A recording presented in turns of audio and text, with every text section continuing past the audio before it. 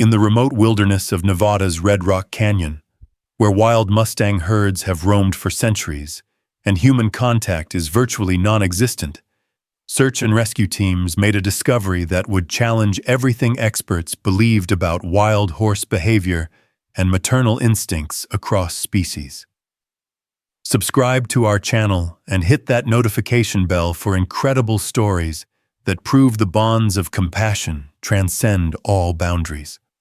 When helicopter pilot Sarah Chen spotted a rare silver dapple Mustang mare standing motionless in an isolated desert valley, she never imagined that the horse was protecting something that would make international headlines, inspire groundbreaking research into animal empathy, and forever change how we understand the protective instincts that connect all living beings when innocent life is in danger. Search and Rescue Coordinator Lieutenant Mark Rodriguez had been leading wilderness recovery operations in Nevada for over 15 years, but the call that came in on September 23, 2023, would present him with the most extraordinary and heartbreaking situation of his career. "We have a missing infant," dispatch informed him, with urgency that made his blood run cold. 6-month-old Emma Martinez disappeared from a camping site near Red Rock Canyon during last night's flash flood. Family was evacuated by helicopter, but the baby's car seat was swept away by floodwaters. The massive search operation that followed involved multiple helicopter crews, ground teams with tracking dogs, and thermal imaging equipment scanning hundreds of square miles of harsh desert terrain. Baby Emma had been missing for over 18 hours in an environment where survival seemed impossible for an adult, let alone a helpless infant. Helicopter pilot Sarah Chen was conducting grid searches over the most remote sections of the canyon when she spotted something that made her radio immediately to ground control. "I've got a lone Mustang mare in Sector 7, she reported. "But her behavior is really strange. She's standing completely still like she's guarding something." What Sarah observed through her binoculars defied explanation. The mare, later identified as Luna, was a rare silver dapple Mustang with distinctive white and gray markings that made her one of the most genetically valuable wild horses in North America. But Luna wasn't grazing or moving as wild horses normally would. She was standing in a protective stance over something on the ground. "Control, I need to get closer," Sarah radioed as she maneuvered for a better view. "This horse is definitely protecting something, and given our search parameters, we need to investigate immediately." As Sarah's helicopter descended to a safer observation altitude, what she saw through the aircraft's powerful optics made her gasp with disbelief. Luna was standing guard over baby Emma, who was lying on a makeshift bed of grass and desert vegetation that the mare had apparently gathered. "Oh my God," Sarah whispered into her radio. "The horse has the baby." Repeat. "The Mustang mare has our missing infant, and the baby appears to be alive." The scene that unfolded before the search team was unlike anything documented in wildlife behavior research. Luna had not only found baby Emma after the flood, but had apparently spent the night caring for her, creating shelter, and maintaining a protective vigil that had kept the infant safe from desert predators and extreme temperature variations. "This is impossible," Dr. Jennifer Walsh, a wildlife behaviorist, rushed to the scene, said as she observed Luna's protective behavior. "Wild horses have no natural caregiving instincts toward human infants. This goes against every established principle of interspecies behavior, but the evidence was undeniable. Baby Emma was not only alive but appeared to be in stable condition despite spending 18 hours in the desert. Luna had somehow understood that the infant was vulnerable and had taken on a maternal role that defied scientific explanation. The challenge now was figuring out how to approach Luna and retrieve baby Emma without frightening the protective mare or endangering the infant she had been guarding with her life. The delicate rescue operation that followed, revealed the extraordinary depth of Luna's protective instincts and challenged everything animal behaviorists understood about wild horse cognitive abilities and cross-species empathy. Dr. Emily Santos, a pediatric emergency specialist airlifted to the scene, confirmed through long-distance observation that baby Emma appeared stable but required immediate medical attention.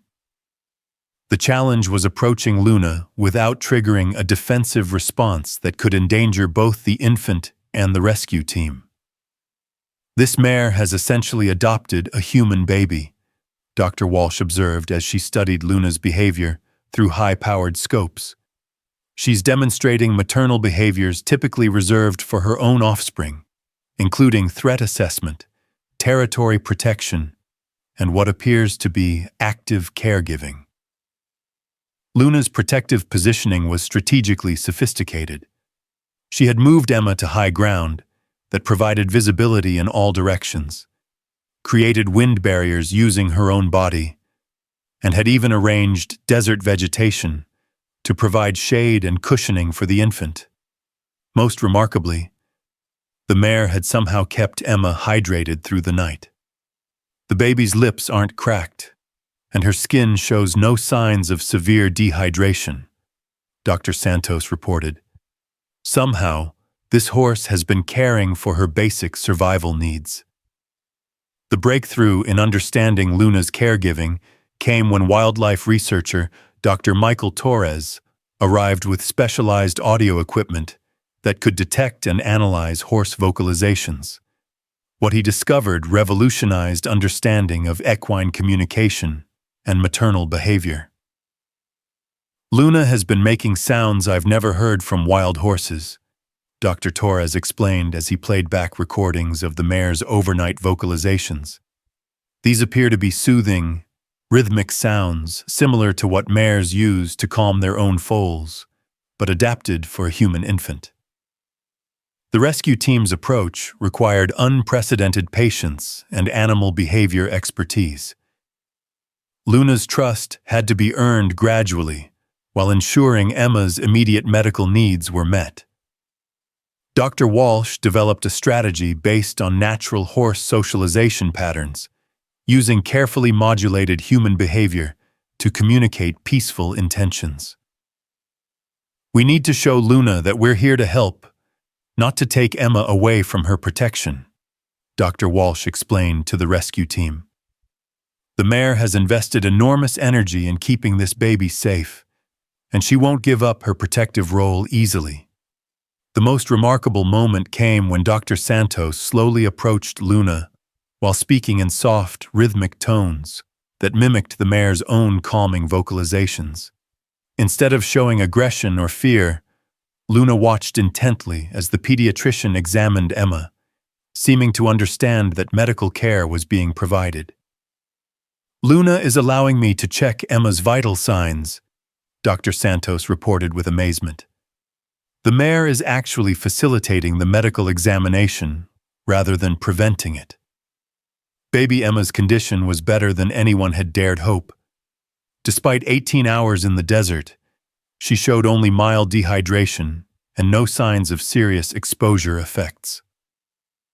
Luna's protection had quite literally saved the infant's life.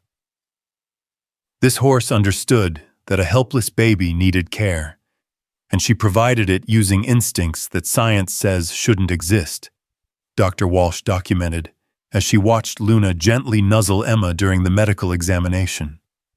The bond between Luna and baby Emma had created a situation that would challenge veterinary medicine, child psychology, and our fundamental understanding of compassion across species boundaries.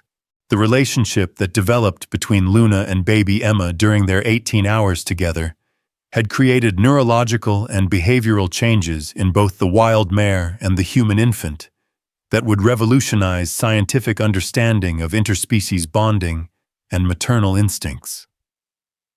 Dr. Patricia Chen, a leading researcher in animal-human attachment from UC Davis, arrived at the scene to document what she would later describe as the most significant case of cross-species caregiving ever recorded.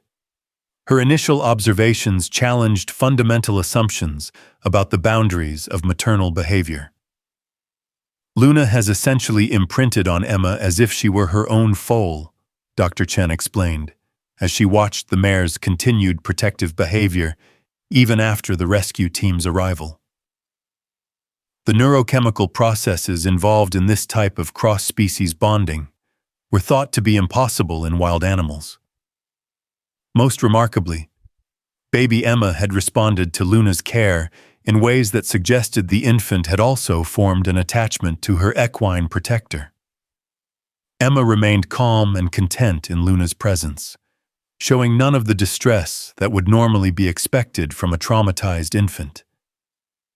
Emma's stress indicators are actually lower when she's near Luna than when she's separated from the mare, Dr. Santos observed during her continued medical monitoring.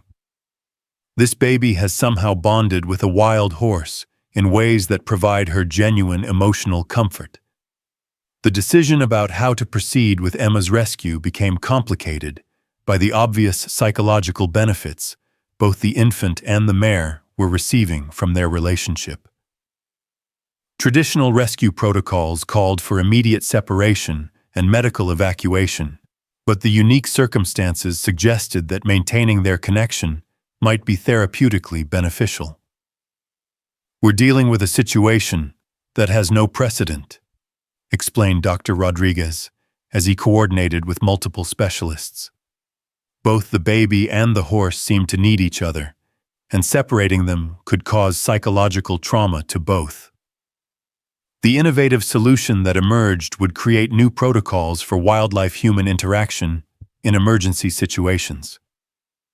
Dr. Chen proposed a gradual transition that would allow Luna to participate in Emma's care while medical professionals ensured the infant's health and safety. "Luna has earned the right to see this through," Dr. Chen Shen argued as she presented her unprecedented care plan. "This mare has demonstrated maternal investment that deserves respect and consideration." The makeshift medical facility established in the desert allowed Dr. Santos to provide comprehensive care for Emma while maintaining Luna's protective presence. The mare learned to accept medical equipment, IV lines, and monitoring devices as part of caring for her adopted infant. "Luna watches every medical procedure with intense focus," Dr. Santos documented. "She seems to understand that we're helping Emma, and she's actually learning to assist with care tasks." The most extraordinary development came when Luna began responding to Emma's feeding schedule, becoming restless and alert when the infant needed nutrition, and relaxing only after Emma had been fed and was content. "This horse has developed parenting behaviors specifically adapted to human infant care," Dr. Chen observed. "She's essentially learning to be a mother to a different species, and she's remarkably successful at it." The bond between Luna and Emma was creating ripple effects that would influence child development research, veterinary behavior science, and emergency rescue protocols for generations to come. 6 months after Luna's miraculous rescue of baby Emma in the Nevada desert, their extraordinary bond had become the catalyst for groundbreaking research in interspecies attachment, revolutionized emergency response protocols, and inspired a global movement celebrating the universal nature of maternal love and protection. The Luna-Emma Research Institute, established at the site where their remarkable relationship began, became the world's leading center for studying beneficial human-animal bonds and their applications for child development, trauma recovery, and emergency care situations. Dr. Chen's comprehensive research, published in the Journal of Interspecies Psychology, documented neurological changes in both Luna and Emma that challenged fundamental assumptions about attachment formation and species-specific bonding limitations. Luna and Emma's relationship proves that maternal instincts transcend species boundaries, Dr. Chen explained during her presentation to the International Conference on Animal Behavior. The neurochemical pathways involved in their bonding are identical to those seen in same-species maternal relationships. Emma's development under Luna's continued protective influence exceeded every expectation for infant recovery from trauma. The child, now walking and beginning to speak, showed exceptional emotional intelligence and an unprecedented affinity for animal communication that amazed child development specialists.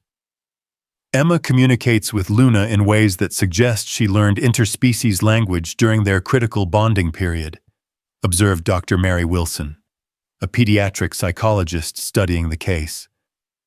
This child has developed cognitive abilities that we've never documented in human development research.